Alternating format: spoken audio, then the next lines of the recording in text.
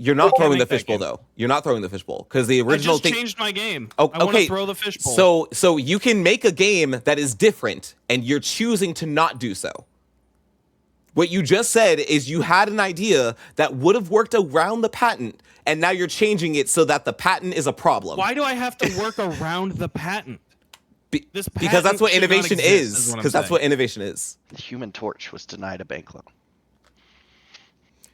And welcome to the One BC podcast. We're gonna work on that. Yeah, I'll work on that. I'll figure out an intro or something. No, it seems like you got it perfect already. Yeah. Okay. Oh yeah, no notes.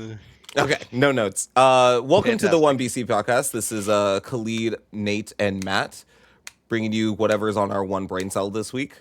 I think for this week we have a few ranging topics. We're gonna stick with a little bit of Riot. We're gonna branch out to some anime maybe, and talk about some legal stuff with Nintendo. But first, started off this week. How about you, KJ? What's new with you, KJ? I've been trying out some different types of video games this week. Trying to branch out my horizons, see if I like different stuff. It's been a learning Just a experience. segue. You don't have to call it out. Just let me do my job. Gosh. By trying out video games, you probably have been working or staying up late and seeing probably Zero Dawns, right? I've actually been As you're seeing broadening your horizons. I've been seeing every single dawn and greeting the birds as they tweet at me and I've been using that as a lullaby to go to bed, actually. Somebody in the comments will get my reference. That's okay. I was Continue. getting him. Continue. I was going to talk about how that had a massive effect upon him, but you know. Yeah, my bad. It went right over my head. I guess I should play Mass Effect as I'm broadening my horizons on video games. But I've been playing a lot of 2XKO. You can skip a few of them. Well, there's only 3, right? There's 4. Oh, 4? I think it's just 4.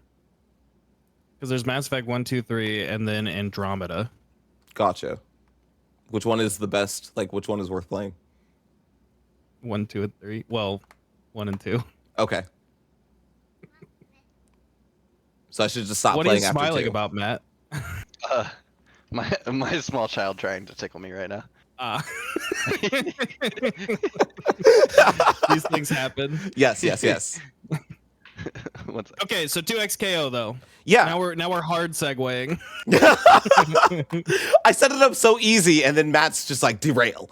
Yeah, I've been playing a lot of 2XKO. I got into the closed beta. I've been in both of the alphas also. But this is my first time like actually going to the training round and trying to really learn the game instead of just getting a feel for it.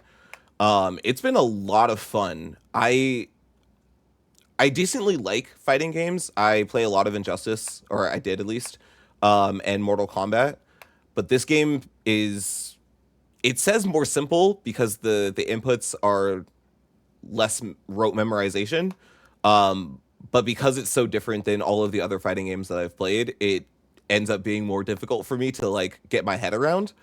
But going to the training range was really beneficial, and now I feel more confident playing. Yeah, I've been playing a little 2XKO. We've been playing together a little bit. And as somebody that hasn't really played fighting games since Soul Calibur 2, Throwback. it was pretty easy to just pick it up and start playing a little bit. I think within a couple of batches, I was like, okay, I can kind of beat some people up here. Yeah, I think sorry, go ahead. It definitely feels like there's a high skill ceiling, but as far as raw inputs, it's not that complicated. Although it was very overwhelming in just like the training area. It's like, okay, so you push this button multiple times and then this button. I'm like, okay, yeah, there's a light, a medium, a heavy. That's chill. It's like, okay, but if you add this little combo in there, and then also you can put like your tag team partner in there. I'm like, okay, hold on. It's getting a little crazy now. It's a little bit much. Do it with the keyboard bindings and see what it's like. Absolutely Dude, not. I in the middle of the training, I was like, I like used arrow keys to move around in it, and then I was like, okay, now push this button. I was like, I'm gonna go find a controller. I'm not doing this. Yeah. I'm not gonna do that. Yeah. To me, like it's exactly like you said, Nate. The skill floor is really low, and like the barrier for entry is really low. To at least like get a combo started and get a feel for the game. But the skill ceiling is incredibly high, or it feels like it should be. It definitely seems that way, yeah. Especially if you turn off, because they have the like smart combos or whatever. Mm-hmm. And I think that turning off the smart combos is probably going to be you can probably juggle a lot more and do more damage, but as somebody that's not practiced in fighting games, I'm leaving the smart combos on for sure. I actually accidentally turned them off for a little bit, and it was very problematic. I did not do so well when that happened. Yeah, because I saw you streaming for a little bit and you were just like clapping people. So I'm assuming you turned those off and then that's when you started suffering. Yeah, it was not good. Yeah, I don't think I saw you guys use like throw combos at all while we were playing either. I did a little bit of throwing, but it was I was playing a lot of Darius, and Darius seems to excel with his heavy attack. He has some pretty significant range, so I can kind of get people at further range. I mean, Jinx is a problem still, but like at further range, I could interrupt some people and start comboing off of that. So throwing was less beneficial when I was playing Darius specifically, but still, I would do a little bit of it. But again, I'm not good at fighting games, so maybe I'm wrong.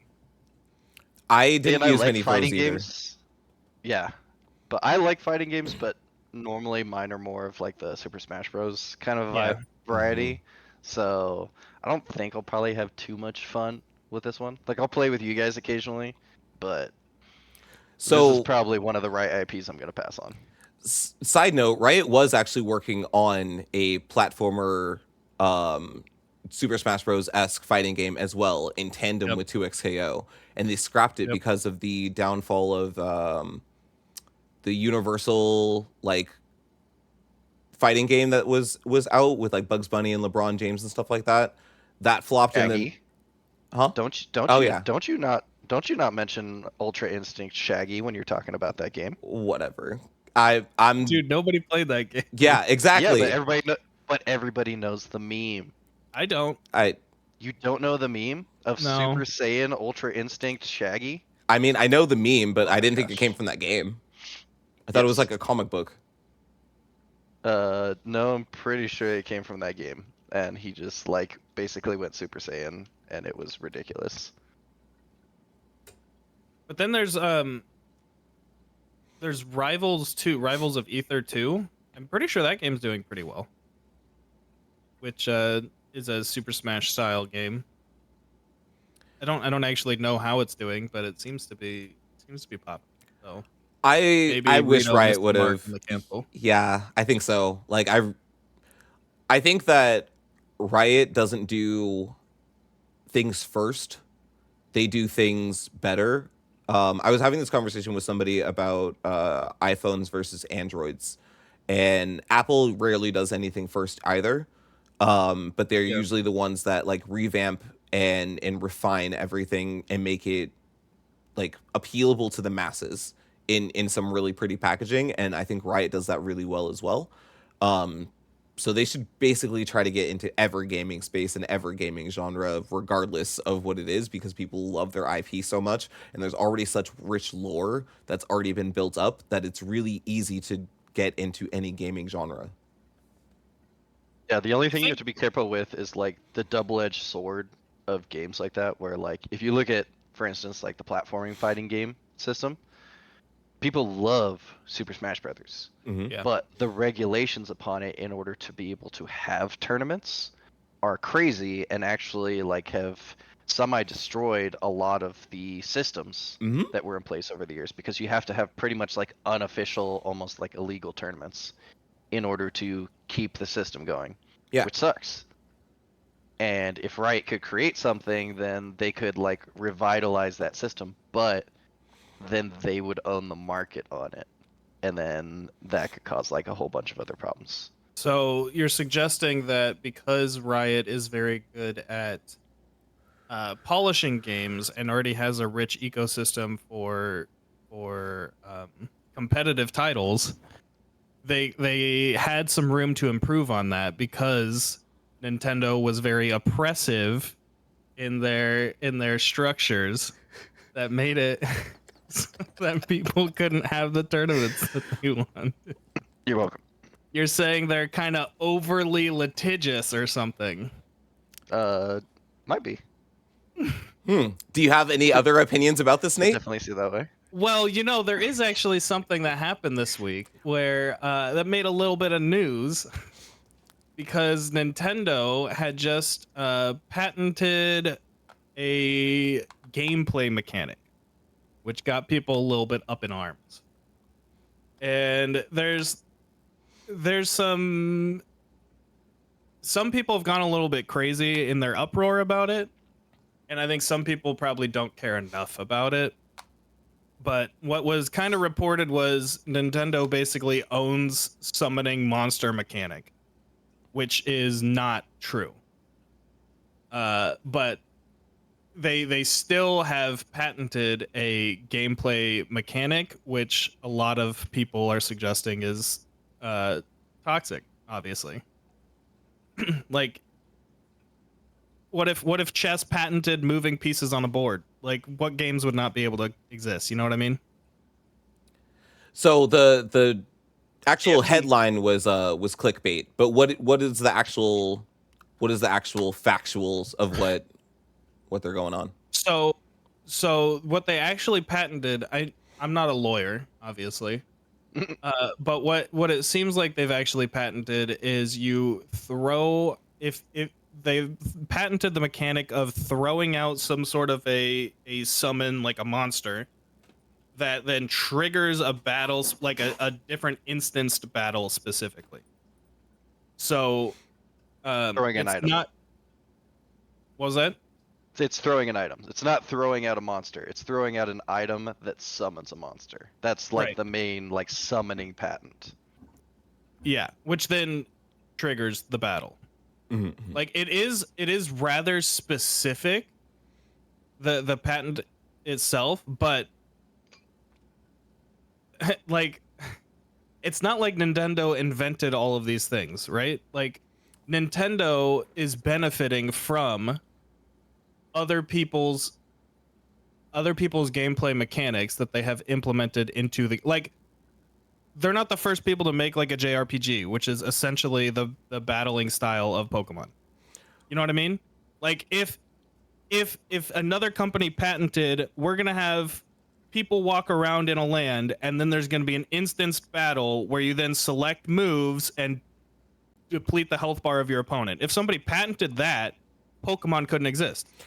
I think that's too broad, but specifically with throwing an item that summons a creature that starts a battle, what other game before Pokemon did that? Because there's a lot of things that have like animal companions, or there's like familiars that come with you. There's some type of spell that you summon, but there's not necessarily like a uses an item that isn't like magical in nature. Right, but that's Go not ahead. really the point, though. It Probably is. aspects No, to no, no. D- there's probably aspects to D&D that predate Pokemon where there's some sort of summoning where you throw an item and create like summon a creature. But most of those are one-time use. That was the other thing I was going to say. Most in with mages and stuff like that, it's like a scroll or something like that. And a lot of the Okay, time but- it'll be one-time use, or you learn the spell and then you just cast the spell. I don't but think that one time that you use it now makes it Pokemon's mechanic. no, But- because but you're do you not see what I'm throwing the saying, item. though? You're not throwing the item. You're utilizing the item, which is different. I think that's the point that I'm making. What if you have like a hex bag that you throw and it summons an imp in D&D, and that's a predating mechanic? Because Is it- there are unique items. There's like I mean, I know it's slightly different, but like the Iron Flask in Baldur's Gate that summons the spectator. Like, what if there's a mechanic where you could throw that, shatter it, and then have the spectator get summoned out of it, and that's like something from the 80s. But that you're is, like, a already in the predated battle. mechanic. But you're already in the battle by the time that you throw it because you, the person, is in the battle, not the creature that you're summoning. What if you do it while you're outside of battle and use that to You start can the do it battle? outside of battle. I mean, Yeah. you can do it outside of battle, but you doing that action doesn't innately trigger the battle. Also, part of Nintendo's patent does clarify that it doesn't have to auto start a battle. Okay. But Because that's what you do in Legends Arceus is you summon your Pokemon and then you can direct them to attack. You can also do that in Scarlet and Violet as well. You can just have them run around and auto attack and then call them back from battles as well. oh, the thing is, what I'm saying is it doesn't matter if nobody did it before Nintendo. What matters is that nobody can do it after Nintendo. Like what I'm saying with like a Final Fantasy game. If Final Fantasy patented the, like, think about not current Pokemon generations where you're like running around and Pokemon are running around you and stuff like that, but previous generations where you're a person walking around, you walk into some grass and then it triggers a battle. That's a Final Fantasy mechanic. If they had patented this mechanic of you're a person walking around, it triggers a battle, which you then go into a selection menu, like, and you have this instance battle. If some company had decided to patent that back in the day, how many games would not exist? It would only be that game that can exist, and that's the point. Is we're talking about patenting not just like obviously Pikachu should be patented, but Trademarked. exactly, we can have trademarks, we can have these very specific things to Pokemon. That's cool, but to patent an actual gameplay mechanic, which then locks anybody out from making a similar game, like the first racing game that ever existed, we patent something to do with the racing game, and now no other racing games can exist. Like, that's just, so we can't have any sort of a capture system in any other game. It's overly oppressive to innovation and other people making similar style games. Like, it's just not. They're trying to monopolize the genre. And I get why they're doing it, because something like Power World came out, and they're scared of something like Power World. But as much as Power World is just like a mess of other IPs that they basically just kind of like pasted together into a game, it decidedly showed that Nintendo has like a major weakness, and that they have not been innovative, and it stops lazy. innovation, which I think is the biggest problem. Exactly. If somebody wants to make a Pokemon clone that is not Pokemon and show the things that can be done, that potentially the community would enjoy more than the formulaic system that Pokemon is laying out, then that should be encouraged. If it breaks certain lines with Nintendo where it crosses too far and becomes an actual clone, sure, shut it down. Because like KJ said, like, there's trademark stuff. There's certain patents that, like, oh no, this is like actually just Pokemon. There are people, Matt even more than me, but me too, that are obsessed with Pokemon. People love Pokemon and they want their Pikachus and their Bulbasaurs, you know what I mean? So like, it should not matter that Power World comes out and makes a similar game, because people are still going to want to play Pokemon because it's Pokemon. Like we were just talking about with Riot. People want to play 2XKO, not necessarily because it's the best fighting game, because I don't really care about that. I care about playing Darius in a fighting game. So if Nintendo is actually innovating and making interesting games that people want to play, who cares if somebody else has some sort of a summoning game? Like, let them make that game. But the fact that they're just like, instead of making a better game than Power World, we're going to make Power World illegal. That's just, it fights innovation, just like Matt was saying. And it's just laziness. And like, if you look at Pokemon up until their 3D shift, there was like no innovation for decades. They didn't do anything with the games. And now they're doing this 3D thing, and it's still mostly the same game. It's just a different dimension now. But that's how Nintendo operates, is they try to stop people from competing with them rather than actually compete. Definitely see You're on your the fence point. still. I am. I definitely see your point, but I also see Nintendo's point. Like the intellectual property of coming up with a system or like a formula of some type, I think should be protected. And if you have like a winning formula, you're not going to want someone to take your secret formula. It's kind of like having a secret recipe for your food. You don't want anyone else to take that, and so you patent it to make sure that like that is your intellectual property because you came up with this system that works. Or if it's like an assembly line or a way that a certain assembly line works, you want to patent the way that that works because it's super efficient and you came up with that type of innovation. So now people have to pay you for it.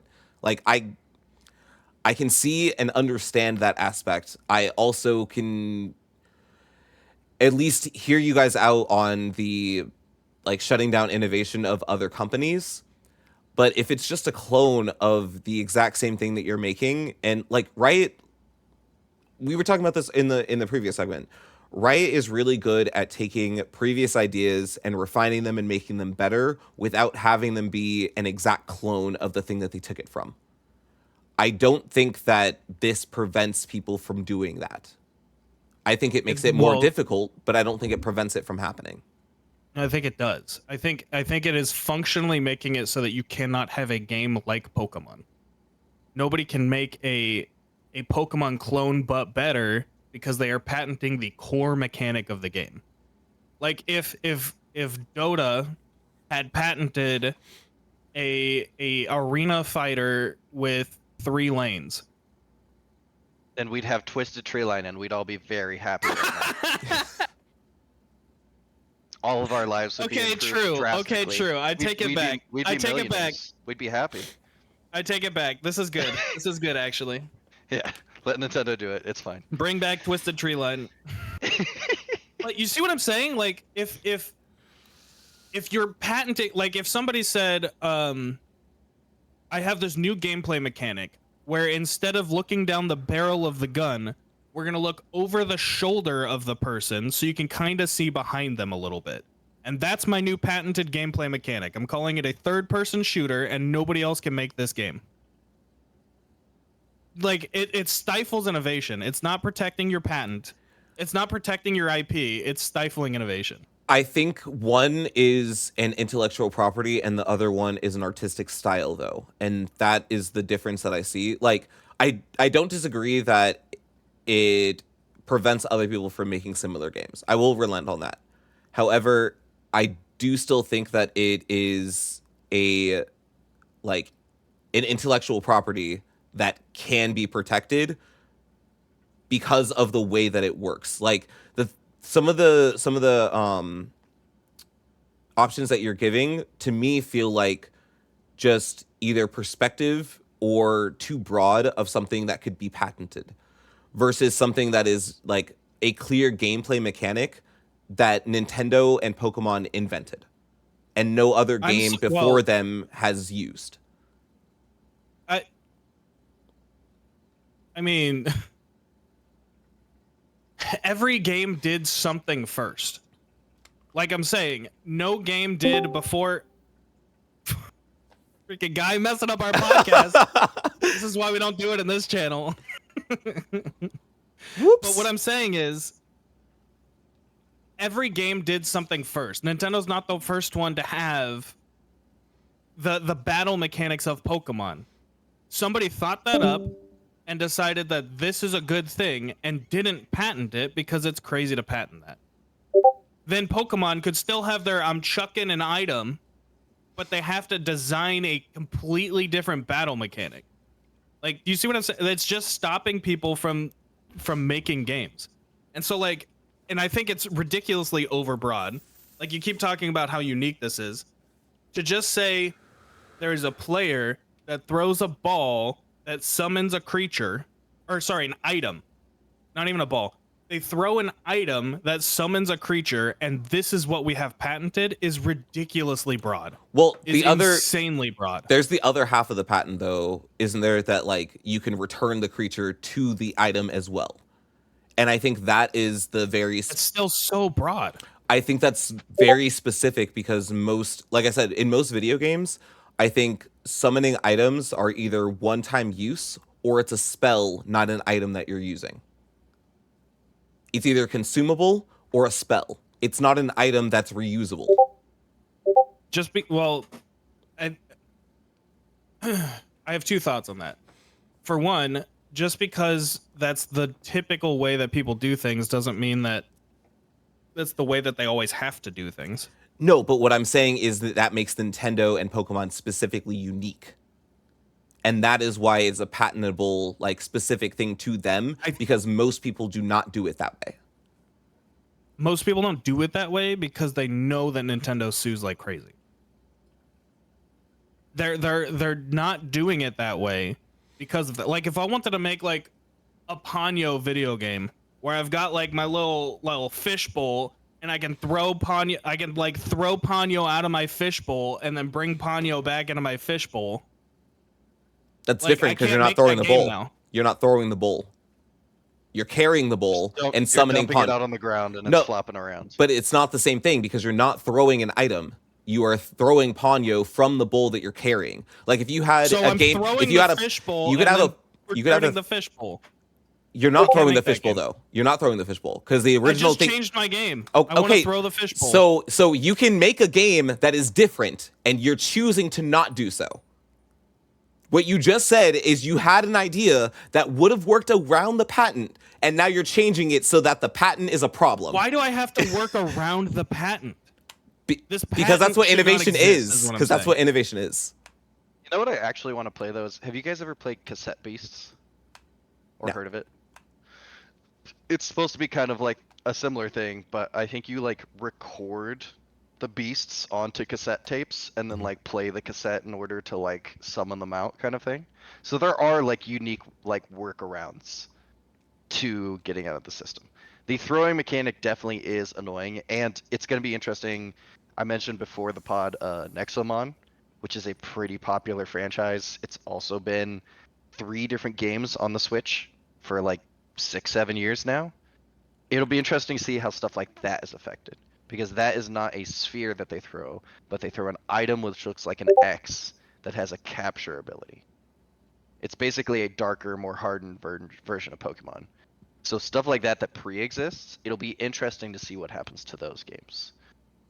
Because I'm wondering if this patent is like a retroactive thing or if it just stops future projects. Knowing how Nintendo is with their lawsuits, it is going to be ridiculously oppressive. It is Yes. going to become a massive problem. It is not going to be protecting the Pokemon IP. Like, what if I'm a music guy and I want to make a game where I throw out a record that spins around and produces this hologram of something that then fights something else? I can't make that game. Yeah, but Matt just came up or just told you about a similar game with music-based, Cassette Beast. with music-based summoning monsters that is around the That's not going to patent. exist So- anymore. No, So instead- Cassette Beast instead of- does exist. That's what he's saying. It instead of summoning a So- monster, you play the music of the beast. You like play Okay, the Nate. recording that you have. That is different you. than throwing something. Are you ready, Nate? You have a dual disc on your arm. We're patenting throwing things in video games. No. So you have basically a dual disc on your arm, right? But you take your record out of like your backpack slot and you slot it into your dual disc and it starts playing and that summons the creature. Didn't throw anything. Didn't throw a single Yeah, thing. but why are we trying to work around this? Why are Because we that's letting literally what Nintendo innovation have is. this- You are literally saying that this is stopping innovation, and Matt just came up with a way to innovate around it. That is actually a really interesting and cool idea. Okay, yes. That is a cool idea. There is nothing wrong with that cool idea. But the fact that he has to move around that,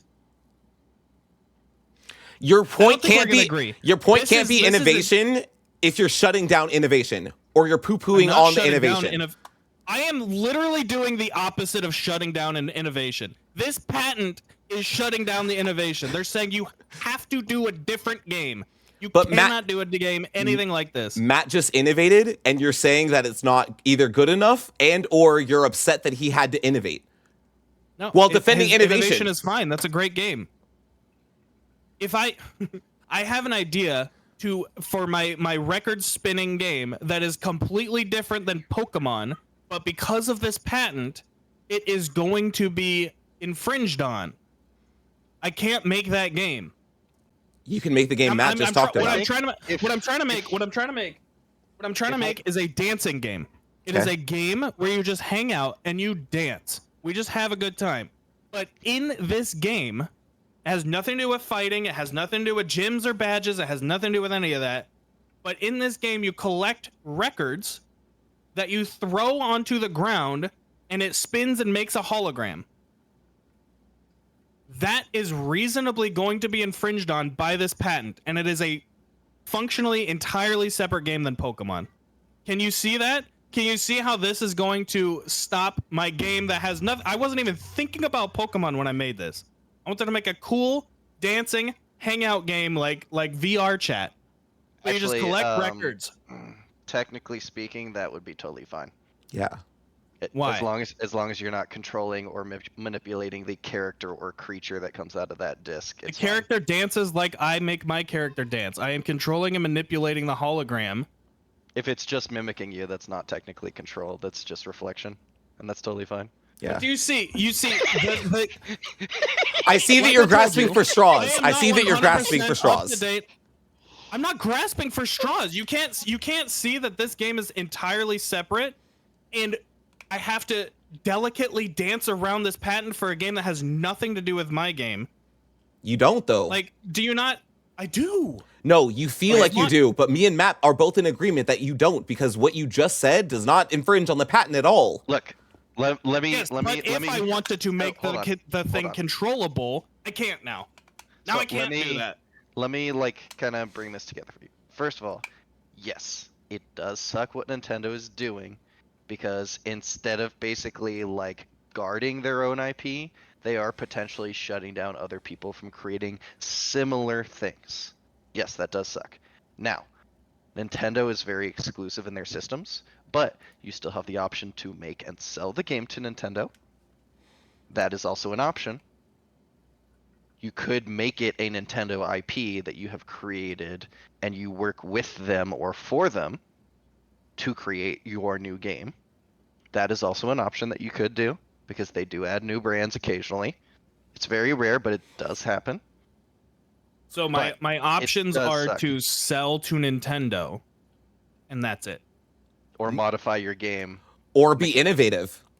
Be more innovative, Crazy. or sell to I Nintendo. need you to stop talking about innovation. Okay, next topic. Well, adjacent We're not- to Nintendo, we within keep the coming Nintendo back to this family. innovation thing. I know you guys are anime enjoyers, but do you guys watch Demon Slayer at all? Never seen it. You guys should watch it. I feel like at least KJ, you would probably really enjoy it. Okay. That's crazy. I've heard a lot of people suggesting that. I mean, a lot of people are suggesting it because it's definitely one of like the top 5 animes right now in terms of like popularity and quality.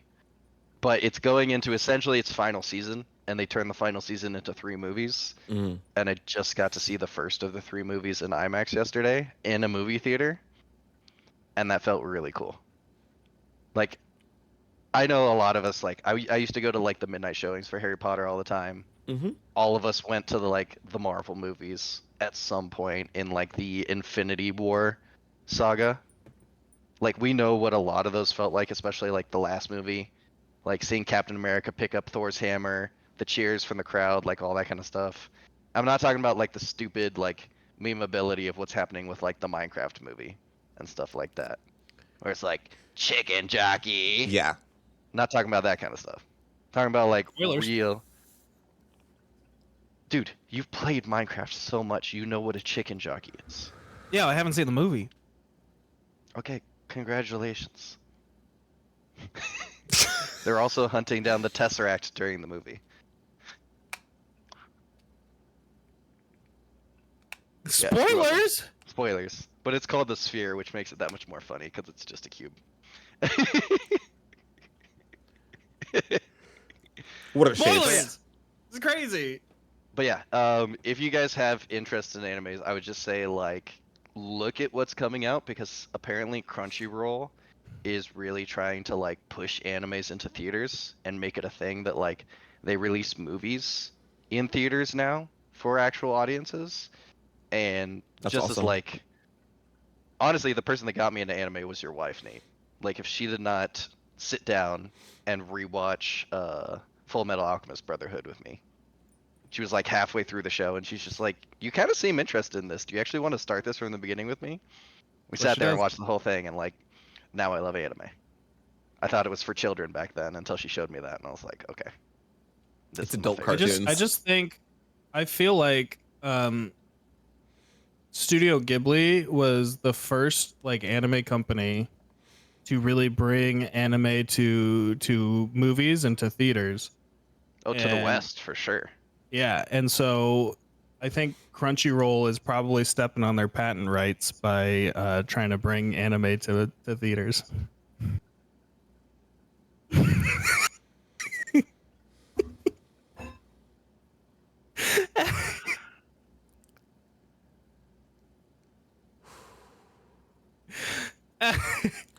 So, do you have a favorite Let us know in the anime? comments where you land on the patent conversation. I just Okay, now rubbed we're my done. eyes so hard I inverted my eyelid by accident.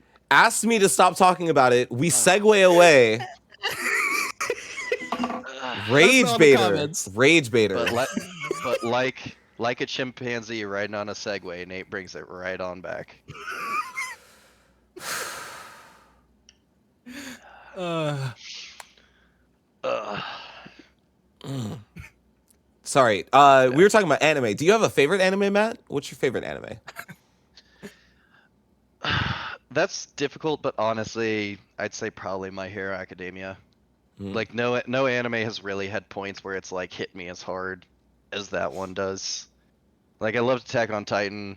Dragon Ball Z will always be like in my heart, but Full Metal Alchemist, it's like the way I describe it is I always describe it as X-Men, but without like the racism undertones. It's actually like embracing the mutants Mhm. rather than like downtroddening them. So it's all right, just Matt, what's like your people looking to get into anime? What's the anime watch list? Is My Hero's on the list?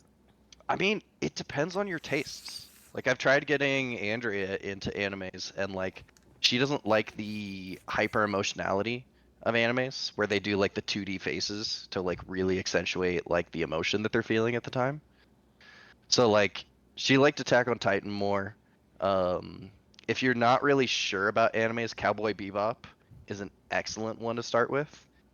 It's a lot like older animation, so you can kind of like segue yourself in without all like the bright colors and the flashing lights. And a lot of people use 3D animation now to I mean they've said it straight up. They use it to cut corners so they can produce the animes faster for their audience that needs to consume them faster. So that's a better old one. It's very like grounded and the storytelling is really good. So I'd say Cowboy Bebop is excellent. Netflix has Blue Eye Samurai if you're looking for the same kind of thing. I also know it's not technically an anime, but I mean like it's adjacent enough that if you're interested in it, it's a great starter. Avatar: The Last Airbender, Mhm.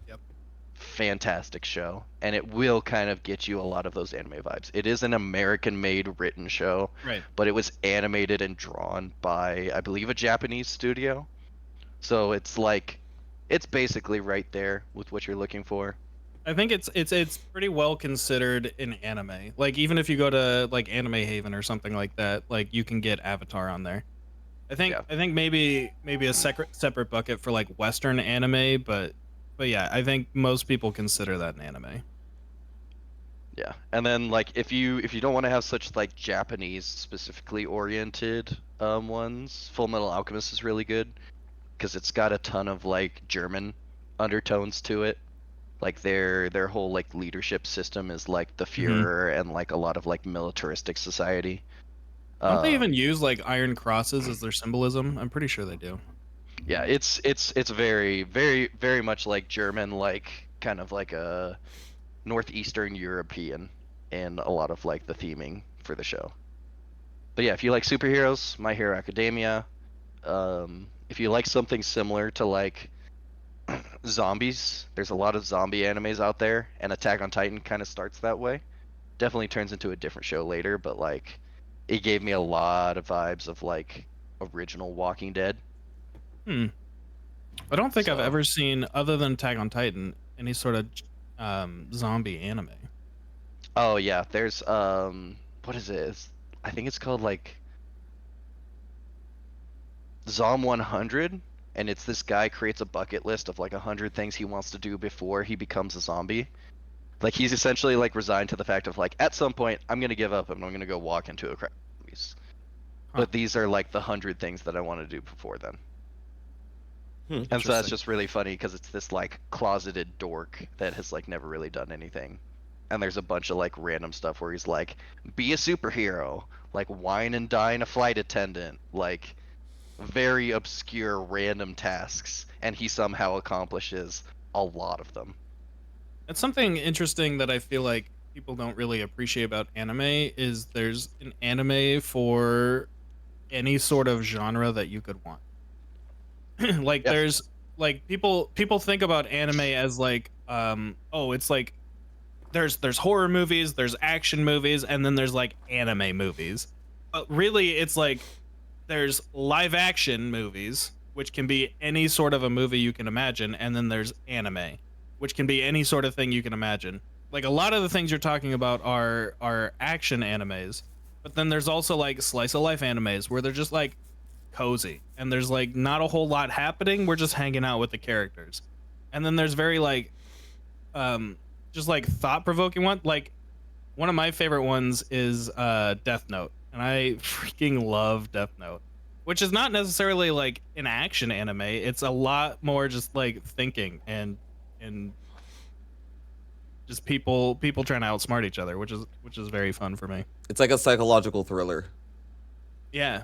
And the only bummer with Death Note is a lot of people. I mean, it's the same thing with One Piece, which obviously did a much better job, and even Cowboy Bebop to an extent. The live action animes, a lot of people tried getting into live action Death Note, and that has like deterred people from getting into the actual anime, which is way Yeah. better. And also, a lot of people that liked the anime now don't like the anime as much because of the live action tarnishing it. It's kind of like Hmm. Dragon Ball Evolution back in the like people were embarrassed to be Dragon Ball Z fans because of what Dragon Ball Evolution did. Interesting. Hashtag the last airbender. Oh, I tried to watch the that. Avatar. I've tried to watch Ong. that twice now. The first time I tried to watch it, I made it like 5 minutes and I said, no, thank you. This is clearly trash. I'm not watching it. And then years later, I was like, you know what? It's a really bad show or movie, and I know this. So it'll be okay if I just like go in knowing it's bad, but I just want to know everything that happens in the movie. So I started watching it, and I think I made it probably halfway through the movie before I was like, even though I know it's bad, I cannot finish this movie. It's just, it was absolutely like, it feels like they were making fun of the show. Yeah. And it's like, you got this IP that everybody loves, like so many people love it, has a cult following, and you made a movie that feels like you're just making fun of the source material. It's really bad. Okay, but the one thing I will say about that movie, because sadly, my family has always been like huge M. Night Shyamalan fans. So that was like very, very sad to watch him produce that movie and it just be like so fucking awful. But the actor that played Prince Zuko is actually like a crazy good actor Oh, and yeah. is in a ton of stuff nowadays. He's like the one person that managed to like somehow survive that. and create like a major career for himself. I mean, between like, I think he did like Slumdog Millionaire, he did Monkey Man, which was essentially like kind of like Indian John Wick. And then he also was in The Green Knight, if you guys have ever seen that. But he's definitely like kind of becoming a huge action star right now. And I'm pretty happy that like one of the kids survived, because most of the adults, it doesn't really matter. They already had careers. It didn't really affect them that much. But yeah, felt bad for the kids for a long time for that. Do you guys watch the Netflix live action Avatar show? Yes. I have not yet, because Okay. I don't want to watch it until more is out. That's fair. I think it Because is continued for another season, so Yeah. I'm assuming they're pretty much no, yeah, it's greenlit for both seasons actually. The first season did so well it greenlit the next two. Okay. That's the last thing that I saw, and it was right after the show. I don't want to watch it because if they make any changes to the animated one, I want to wait for more of the story to be out so I can like see how they like, what is the word I'm looking for? Like how do they rationalize that? Like if you're changing an aspect to the story, why are you doing that? Is it meaningful or is it just a bad choice? yeah. And I feel like if I watch definitely season one, there is a little bit of changing like the motivations of characters and stuff like that.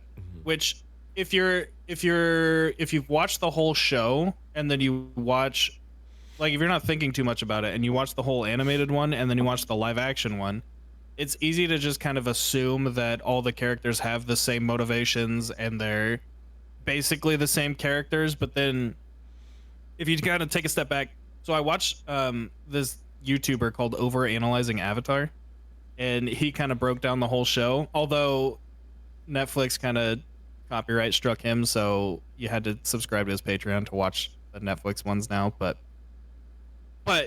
yeah, they changed a few of the motivations of the characters, which I think was, I mean, I'm not gonna spoil it for you, but like it was interesting and not necessarily bad. But like you said, seeing how they move that into the further seasons of the show would be very interesting.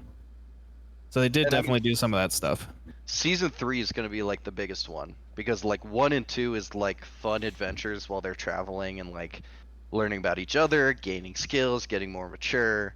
But like season 3, and you know, spoiler alert, if you haven't seen it by now, get wrecked. When they're like hiding as like Fire Nation people and traveling through the Fire Nation, like that whole experience, that's really where I'm going to judge the show. Because that is like so many different character developments, them actually like working with Zuko to create like a respectful friendship, taking down the Fire Nation from the inside, like the performances from Zula at the end, like between Zula, the Emperor, and Aang, like those 3 performances, if they don't hit right in season 3, I would those were almost such, say like, big Sorry, go points ahead. of the show. No, go ahead. I would almost No, say you go that ahead, season Peter. 3 should be a 2-part season. Just so that like, or like maybe the final 4 episodes are like a movie, and like all of season 3 is its own season before that. Because like there's, like you said, there's a lot of character development in season 3, and it already felt like the biggest season while watching the anime. But the actual like ending fight scene and, like you said, Azula, like all of the main battles that happen at the end, I think need to be bigger showcased, and that would be like in a movie for the last 4 episodes. I could see that. And I mean, it's Netflix, so they can do what they want. Yeah. They could make it Yeah. a movie, or they could just make it like a series where it's 3 like really long episodes or Uh-huh. something I think like people that. will be a little bit apprehensive about another Avatar movie. Fair. Good point. Fair. They were already apprehensive about a live action show, but it seems to be okay. I personally think that the show was like, it's fine. Like, I enjoyed watching it, but it is not the caliber of the animated show for sure. No. The animated show, I feel like, is much more fleshed out characters, and it has more time to just kind of like, you can kind of sit with the characters and really watch the characters develop. And the the first season seems like they were trying to they didn't know if it was going to be continued for more seasons, so they kind of rushed through a bunch of stuff. Like there's some stuff that happens in season 2 and 3 of the animated show that happens in the season of the live action show. So they really wanted to like touch on a whole bunch of characters. Like Azula is in the live action show, and she doesn't show up until season 2 of the animated show. So they really wanted to like include a whole bunch of characters that they wouldn't necessarily have done in the first season. But it got continued, so maybe they take their time with the next few seasons. Maybe they do more than 3 seasons. I'd be okay with that. I mean, it's kind of the I would same too. thing with, you know, even though we're in more anime right now, like they're doing the Harry Potter show, which, you know, I'm gonna be Oh, I forgot about that. hella judgmental on because I think it's too early to do it, and just the original one was so freaking good. I mean, not to say that Avatar wasn't also really good in animation, but like we already have a live action Harry Potter, and it was really good in so many ways. Yeah, but so much stuff got But- cut out of the books. Oh, 100%. But that's why, like, I've always wanted, like, same thing with Percy Jackson that they're doing right now. Yeah. Don't do movies, do shows, give us episodes. You can tell more of the story. Because if you skip too much, you just lose track. Mm-hmm. But, like, it's going to be the same thing. Like, if you make it into a TV show and then you don't tell enough of the story, or you're like, I want to, like, create these new storylines to tell this story, and you skip over, like, integral stuff from the books, then, like, what are we doing? You could have just made a movie and then just like done Yeah. the same thing again. Well, I think that probably comes back to to our issues with companies Nintendo? needing to. I mean, yeah, actually, it kind of comes back to companies needing to make money now, and they're not willing to put in the effort or the risk of making a good like art project. They're worried about making money off the project. Not necessarily because the people making it are worried about it, but the companies are worried about it, and they need to turn a profit like right now. So making a movie can be a little bit more profitable because you just got to convince them to watch it one time as opposed to coming back for more seasons of the show. So and if you take too much time with your show, like there's a show that my dad really likes called Lodge 49 that got canceled after 2 seasons, I think. But like shows will get canceled all the time that are trying to like take their time and tell a really interesting story, but they don't hold people on to get to the really interesting part of the story, so it gets canceled, and it's just not profitable and too risky. So companies are so afraid to do that because there's always this profit motive that's going on. I could see that, but I feel like you need to drop that when you have like a successful IP on your hand, because bare minimum, people are gonna hate watch it, or people are gonna watch it for like YouTube videos. People are gonna want to like overanalyze it, so they'll watch it like 5 times in order to take notes, and you are gonna get all those views stacking up.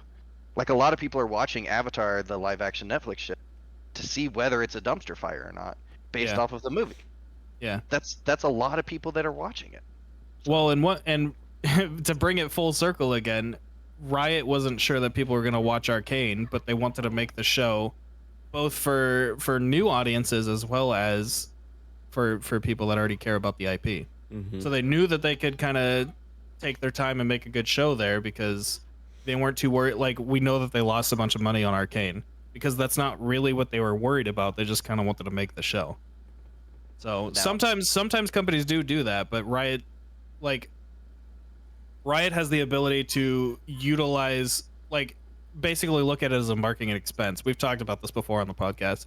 They use it as a marketing expense for their other products, but if it's just a show or a movie company, they can't do that. It's not Mhm. like a marketing expense for their other projects. Now we have a bunch of arcane enders in our ARAMs. I feel like other companies could use it as a marketing expense for merchandise, because like a lot of Marvel sales come from their merchandising around their movies, not Yep. necessarily their movie sales. Oh yeah. And I think if more companies took media as an advertising expense, then they probably would have better products and be making more money. Or we could make it so that profit incentive is not so integral to our society, which would also solve this problem. That's ridiculous. I can't believe you say something like that. I'm Just trying to work. saying. I'm trying to work in the I'm system gonna- that I'm gonna walk that out I'm on that in. one. I'm just Yeah. saying there's more options to run a society than profit all the time. Because at some point, there's not gonna be more profit to squeeze. Shout out Secret Lab. Thanks for sponsoring the stream. Right. Everyone has But one. You're not gonna agree with that when we start making T-shirts and plushies of ourselves, okay? Mm-hmm. And we're gonna sell them at cost. When we try to deliver the Bronane Squishmallows to the masses, Yo, I need 3 of those right now. We should get somebody to make us all like a little animated creature. that's just because you want to Just sit a on little, Nate's face, little KJ. persona. Yeah, as long as they're not in any items. I'm sorry. What'd you say, Matt? If Nate heard me, he can repeat it. Guess I'm gonna have to watch that one back. Anyway, Nope. Uh, as far as anime, I think my favorite one has always been, or has been for a while, Neon Genesis Evangelion. It's a really old anime, but it's so good. It's one of those that ran out of budget in its original like premiering in the 90s.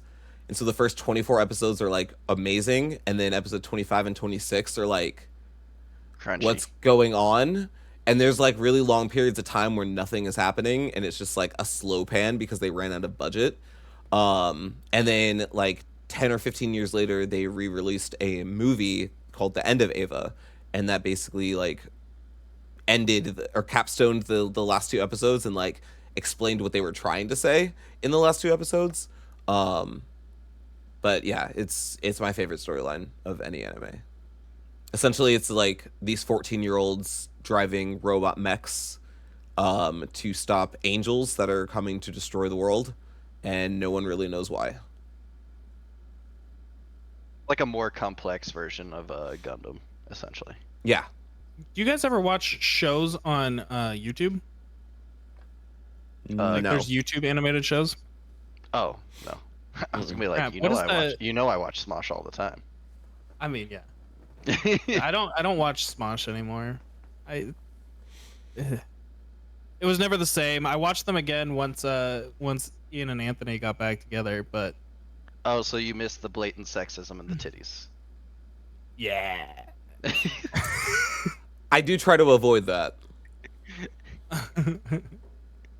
Crap, I don't remember what the YouTube channel is, but there's the Amazing Digital Circus series that's going on. Have you seen that at all? With Oh, Omni? yeah. Yeah, I actually have. I've watched every episode of that. That show's actually phenomenal. Yeah. And they did there was Murder Drones before that, which also a phenomenal series that they put together.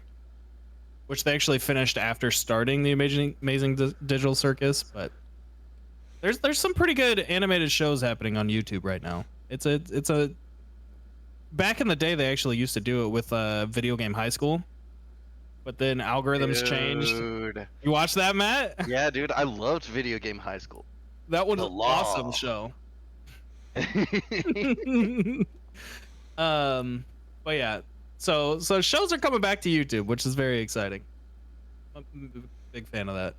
Yeah, I mean, I still watch Corridor all the time, but Rocket Jump and Corridor combining with like all their YouTube friends to make Video Game High School, this is a great time. If you've never seen it, KJ, you should go back and watch it. It's still pretty damn funny. I Okay. remember watching it when it was coming out, and the show wasn't finished yet when I stopped watching. But like last year or a couple years ago, I went back and watched all of it again, and I was like, "Wait, there's new content." I didn't know it wasn't done the first time. I don't know where it is, but I have tucked away. I have all the stuff from the GoFundMe that they released for the show. So I have some of the merch that they released. That's pretty sick. Under like the GoFundMe stuff. Yeah, I was so excited for that. It was so cool. I really thought it was gonna like reshape YouTube, and yeah, like you said, the algorithm sadly just The algorithm changed. changed and it messed it all up. Actually, I forgot that the Amazing Digital Circus is actually on Netflix right now. Is When the it? episodes come out on YouTube, they also release on Netflix. I believe it's Netflix. That's cool. but it's at least one of the online streaming platforms. So like there is some branching going into. It's funny. I was gonna say traditional sources, but like Netflix is still. It's weird to call Netflix traditional when it's like the new stuff. Yeah. You know what I mean? Like these streaming platforms are supposed to be new, and YouTube is actually older, but yeah, branching into more mainstream arenas is pretty interesting. I mean, even like Rick and Morty, I originally watched it on YouTube. I know it. Oh, really? I didn't know that. It originally dropped on Adult Swim, but it was Mhm. a show that like not enough people cared about, so they put the full episodes on YouTube. Mm. And that was where my friend showed me all of them. Like Pirates of the Pancreas, watch that on YouTube. Every single episode of the first season. And then it blew up, and that's when it became like a major show like it is. Well, was. I think right now there's a few shows that are going on to Adult Swim, or maybe they're trying to be on Adult Swim. Robot Overlords. Hello? You They were became coming to Arthur take for a over. second. Yeah. Am I not Arthur anymore? No, you're good. No, you're good now. Yeah. Oh, I didn't even change And- anything. Nintendo was coming for you for a second. The capitalist monsters are coming. Rise up. But there's shows that are trying to like be on Adult Swim or are currently on, I can't remember, that are also releasing on YouTube. And like if they're successful on YouTube, they're gonna be picked up by Adult Swim, I think. I know Sweet. this because like Will Neff was like a voice actor for one of these new shows coming out. It's like a hand-based show. Like everything is like a weird hand. I don't remember. I watched the episode. It was weird, but it was kind of sick. I mean, some people are just using it as their like preferred platform now because it's getting them more traction. Like Mhm. Andrew and I are watching all of Taskmaster right now, and it's all on YouTube. I've seen every single episode of Taskmaster. Did you see Season, the new season 20 just no. I haven't seen. I have it pulled up to watch season 20 episode 1. I'm waiting Okay. on it. We're on 19 Came out right yesterday. now. We had a bunch of other stuff we were watching, and then when we saw that Jason Mantzoukas was on season 19, we're like, Dude, okay. Yeah, It no, is- I love Jason Mantzoukas. He is somebody that like 90% phenomenal. of what he says just makes me absolutely start crying with laughter. he I is just can't handle phenomenal on that show. Yeah. It's so good. And He you can tell the entire time, like he's sitting there, like he's looking like a member of the audience. The grin on his face, like he is so happy. no, to he's be he's there. a fan. They I know, did yeah. interviews. They did interviews with him about him and Alex about like I saw how that. Jason Yeah. Mantzoukas got on the show, and he was like, he was like the first person to reach out to us and be like, I need to be on your show. And he basically said like, I want to show up and just tear apart the whole set. Like my entire mission the whole time is just to destroy the place. Yeah, I saw Which is I just saw so a good. clip. I saw a clip that Alex did on like a late night show. And he was talking about how he's just like, yeah, I did the Zoom call with him that I normally do where like I explain what you do on the show, I explain how Yeah. it works, and he was like Jason's just sitting there and he's just like, hey, just so you know, I know all of this. I'm a huge fan of the show. I love what you guys do. I'm in. Because Yeah. Jason apparently felt like they were trying to like sell Jason on coming to the show, and he's just like, no. If you say No, yes, I'm in. coming. I'm Yeah. going. Katie, do you know what He's the show excited. is? No. So this show it's a British show called Taskmaster. Actually, there's like a New Zealand version and a few other versions, but the British version is the only one that matters. It's the original as well. Yeah, it's the original. And basically they get 5 comedians together and they give them tasks to do. So they give them just like dumb tasks like put all this water, take the water from this jug and put it into this bucket way over there, but you can't move the jug or the bucket, and you have to use one of these tools, and they're just like ridiculous tools that don't do anything. And they say like you're disqualified if you spill anything. So they just give you like stupid dumb tasks, and they have to try to figure out how to do it, and then they get like arbitrary points after. It's a completely ridiculous, pointless show, and it's just phenomenal. It's Okay. so good. The host Ludwig actually did a version of this. Yeah, I've seen a bunch of people making like Mario Odyssey Taskmaster and like doing a bunch of stuff like that lately. But yeah, the hosts basically talk about how like the point of the show is essentially, like, in a joking way, to destroy these comedians' careers and make sure that they never work again. Because Yep. they're gonna do so much embarrassing stuff on television that they're gonna be like, "Oh, you were that guy that was like dry humping the watermelon on British television." Yep. Or they'll have you like try to fish something out of it, like try to figure out what flavor something is, and it'll be like liver and apple or something like that. Like they'll give you just the most grossest flavors and put a bunch of different things in there, and they're like, you can't use your hands. Figure out what this flavor is, and then people are just like rubbing their face and like the most like the show is crazy. But I think it has actually jump started a whole bunch of people's careers. Like they've gotten popular after doing the show. Gotcha. Well, that's And cool. a lot of them come back to like work for the show. Like they have former contestants run like their podcast and like various bits of like the show because they loved like working with the people so much. There was a former winner, like one season, I can't remember which one it was.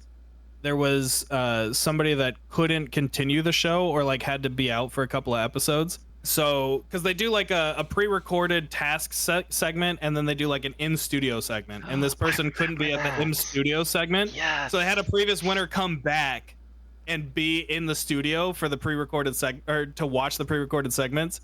And they were like trying to defend what the other comedian was doing and all the tasks. And at some point they're just like, I don't know what she was thinking. Like, Yeah. Honestly, It's no so points. Don't worry about it. I'll apologize to her when she gets back. yeah, I love that show. It's so good. It's fantastic. I appreciated the earlier seasons because like there's kind of like the very early seasons, and then there's like the newer seasons. And in the newer seasons, Alex is like the assistant of the show, but he's also the person that started the show and runs the show. But he technically has a boss and he's belittled all the time. The dynamics of the show are phenomenal. It's so good. But he's gotten better at writing the tasks, so people can't just like cheese the tasks as well. And people have to kind of actually do what he wanted. But in the earlier seasons, he wasn't super great at wording the tasks. So people would just like cheat the tasks all the time. Mhm. And they would just like do the dumbest things. And then Greg, who's the actual like taskmaster that's giving out the points, is like, you didn't break any rules, so I guess that's good. It was just I loved back in the day. There was did you watch the season? They still have a couple of those where it's like, so imagine KJ, there's the 5 people. 4 of the people do the task in like 35 minutes. Mhm. 1 person does the task in like 15 seconds. Because they find that loophole. Yeah. And they get into the studio and Greg's just like, yeah, they technically did exactly what the task asked them. Yeah. And then he turns to Alex and he's just like, how pissed off are you that they found a way to like get out of your like, task? You had your whole little trap set up. How upset are you right now that it's like, they just beat you at your own game? And Alex is sitting there and he's just like, I was honestly kind of bummed out, but it worked, so Yeah. props to you. And then there's also people. Jason Mantzoukas actually does this, so I won't spoil anything. But there will be a task, and there's like an intended way to finish the task. Like you're supposed to do this, or you could just like guess, and you could just guess forever, and eventually you'll get the answer.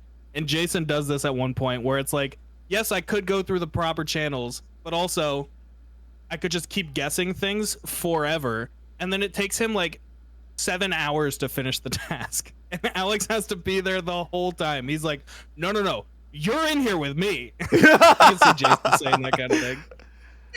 You're stuck here with me while we're doing this. It's also just so amazing that on the first episode, as the American, like, I don't think they've actually had an American on the show so far, KJ. I think No, he's the first one. they've only had Canadians because they're British adjacent. Well, they've also had, I think they have an Australians. Australian person. Yeah. Yeah, they've had a couple Australians, but like mostly it's mainly British, a few Australians, and a couple Canadians. So as the American on the first episode, he breaks out his own personal lockpick set that he keeps in his bag and carries around with him. So they're just like questioning him the entire time, and he's just like, it's in my dressing room right now, if you thought that was weird. And then the other thing is they have this like other task, and he just like pulls out his pocket knife and like whips out his knife and just starts like cutting shit up, and they're just like,